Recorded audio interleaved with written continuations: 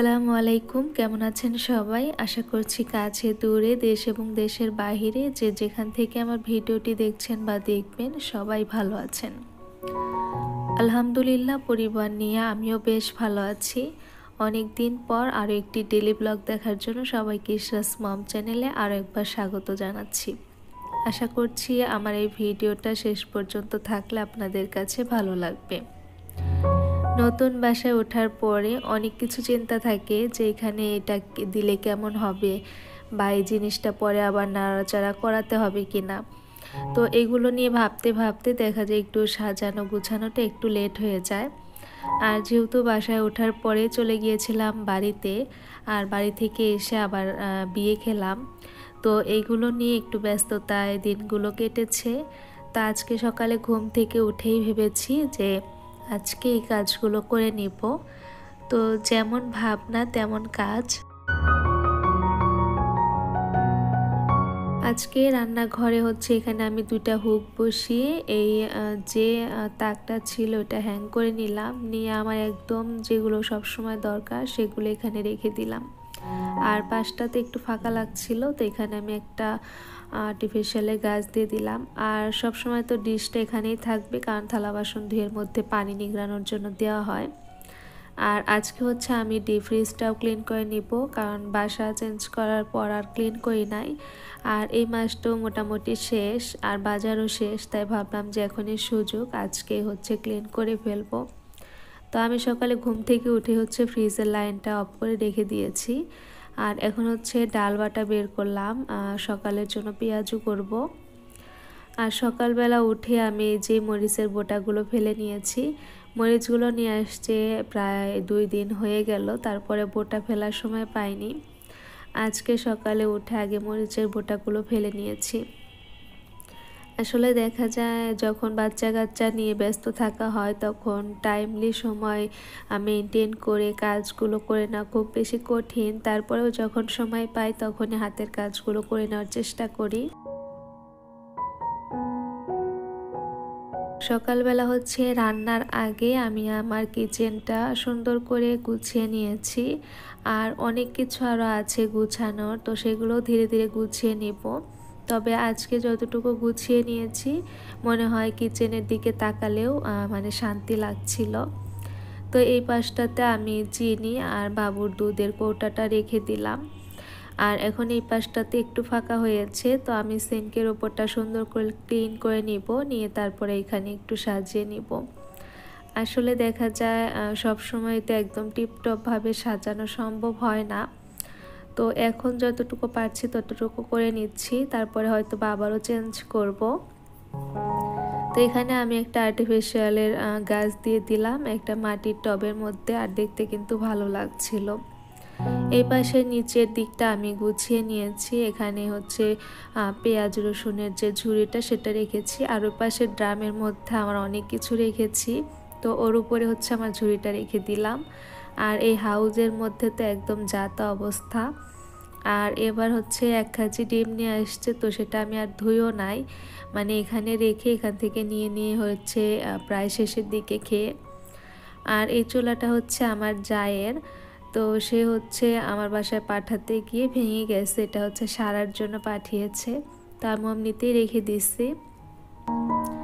এখানে আমি আজকে সকালে খাওয়ার জন্য একটু মাছের ডাল ভর্তা বানিয়েছি, তো দুইটা আলাদা করেছি, মেয়ের জন্য আলাদা আমাদের জন্য আলাদা, যেহেতু একটু ঝালটা কম খায় ওই কারণে। তো এখন এটা রেখে দিয়ে আমি হচ্ছে বড়াটা করে নিব, মানে ওই যে ডালের যে পেঁয়াজু করব সেইটা। আমি এখানে পেঁয়াজ আর মরিচ কেটে নিলাম, এবার তেলটা গরম করে একে একে দিয়ে দিচ্ছি।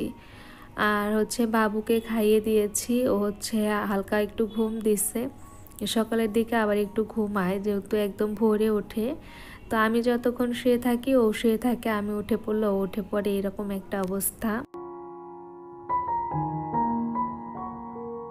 আজকে কিন্তু আমি সকালে রান্নার আগেই হচ্ছে কিচেনটা সুন্দর করে গুছিয়ে নিয়েছি, আর দুপুরে রান্নার পাশাপাশি আমি হচ্ছে ঘরের কিছু কিছু অংশ সুন্দর করে ডেকোরেশন করে নিয়েছি। আর এই যে হাউজের মধ্যে আমি একদম ক্লিন করে নিয়েছি, তো খেতে যাব, তো ভাবলাম যে আগে এই অংশটুকু আপনাদেরকে দেখিয়ে দেই। এই যে এখানে যে ফ্লেক্সিবল পাইপটা, এটা দিয়ে হচ্ছে একটু একটু করে পানি মানে বেয়ে বেয়ে নিচের দিকে পড়ছিল। তো ভাবছি যে এটা কষ্টে পেনে পুরোটা হচ্ছে পেঁচিয়ে দিব, দিয়ে তারপর এর মধ্যে গুছিয়ে নিব। তো আজকে হয়তো আর আপনাদের সাথে শেয়ার করতে পারবো না, কারণ কখন না কখন টেপটা আনি তারপরে এখানে গুছিয়ে নিব। হয়তো পরবর্তী কোনো ভিডিওতে আপনাদেরকে দেখিয়ে দিব এই জায়গাটা আমি কিভাবে গুছিয়েছি। আর এখন চলে আসলাম ঘরে, বাবু যেহেতু উঠে পড়েছিল, তো ভাবলাম যে এখন বেডটা একটু ঝেড়ে পুছে একটু ক্লিন করে নিই, যাতে করে ও আবার ঘুমালে আমি ওকে শুয়ে দিতে পারি।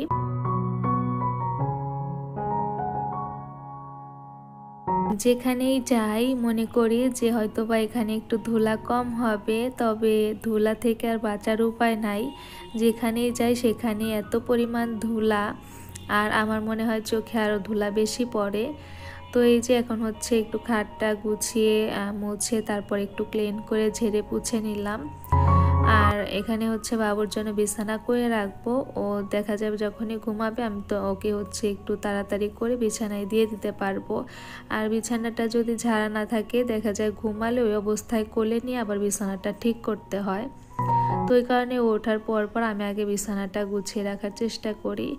তা আজকে হচ্ছে আমি কিন্তু রান্নাটা অফ ক্যামেরায় করে নিয়েছি, কারণ রান্না আর কাজ একসাথে করতে গেলে অনেক বেশি তাড়াহুড়া লেগে যায়, আর তার মধ্যে যদি ভিডিও করি তাহলে তো কথাই নেই।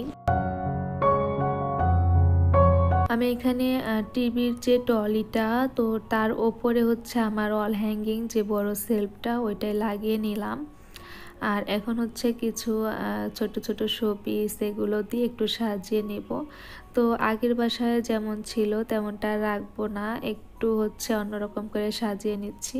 তো আগের জিনিসগুলো আর এখন কিছু নিউ অ্যাড করব, এগুলো দিয়ে একটু সাজিয়ে নিচ্ছি। আর এই ঘড়িটা কিন্তু আমার নষ্ট, তো তারপরে দেখতে ভালো লাগে তাই এখানে রেখে দিলাম। আর এই যে কিউট কিউট বটলগুলো, এগুলো কিন্তু আমি আমার নিজের হাতে কালার করে নিয়েছি। আর এরকম কিন্তু মাঝে মধ্যে ছোটোখাটো আমরা ডিআইওয়াই করে শখের জিনিসগুলো বানিয়ে নিতে পারি, আর এগুলো কিন্তু ঘরে রাখলে দেখতে ভালোও লাগে। তা আমার এই বোতলগুলো কিন্তু দেখে বোঝা যায় না যেগুলো আমি পেন্ট করেছি। অনেকেই তো জিজ্ঞাসা করে যেগুলো আমি কোথা থেকে পেয়েছি বা কিসের। তো যখন বলি তখন বলে যে না, দেখতে অনেক সুন্দর হয়েছে। তা আমার কিন্তু এই জায়গাটা গুছিয়ে নেওয়া শেষ। তো এই ওয়ালটা কিন্তু এখনও ফাঁকা আছে, ওই যে পরে হচ্ছে আবার গুছিয়ে নিব যখন সময় সুযোগ হবে সব কিছু মিলিয়ে। এখন চলে আসলাম আমার বেডরুমে, আর আমার বেডরুমে হচ্ছে এই হ্যাঙ্গিংগুলো দিয়ে দিচ্ছে আমার হাতে তৈরি। আর এগুলো তো আগের বাসায় হচ্ছে ড্রয়িং স্পেসে ছিল, তো এবার ভাবছি যে বাসাটা একটু অন্যরকম করে সাজাবো। আর এই হ্যাঙ্গিংগুলোও কিন্তু আমি একটু অন্য শেপে হচ্ছে লাগিয়ে নিলাম, কাছাকাছি করে, দেখতে ভালোই লাগছিল। তো এখানে আগে যে জিনিসগুলো দিয়ে রাখতাম সেগুলোই দিয়ে রেখে দিলাম। তো আপনারা জানাবেন আমার ছোট ছোট এই ডেকোরেশনগুলো আপনাদের কাছে কেমন লেগেছে। তো এখন এই যে দেখতেই পাচ্ছেন আমার বাবাটা উঠে এত পরিমাণ চিৎকার করে কান্না করছিল, এসে দেখি বসে আছে। ও হচ্ছে উঠেই বসে পড়ে বা হচ্ছে মশারিটা টেনে নিয়ে খেলা শুরু করে। তো ওকে হচ্ছে আগে উঠিয়ে নিলাম, ওকে শান্ত করলাম। আর তারপরে এই যে দুপুরে যে রান্না করেছি বললাম জব ক্যামেরাতে, সেগুলো টেবিলে দিয়ে দিচ্ছি। আজকে হচ্ছে ছোট মাছের তরকারি রান্না করেছি, সেই সাথে চিংড়ি মাছ দিয়ে হচ্ছে পালং শাক দিয়ে রান্না করেছি। তো এগুলোই হচ্ছে আজকে আমাদের দুপুরের খাবার দাবার। আর সকালে যে ভর্তা বানিয়েছি সেটা কিন্তু রয়ে গেছে, মাছের ডালের ভর্তা।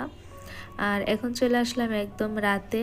আমার ভাই হচ্ছে অনেকগুলো পিঠা কিনে নিয়ে আসছে, তো সবাই মিলে একসাথে বসে খাচ্ছিলাম।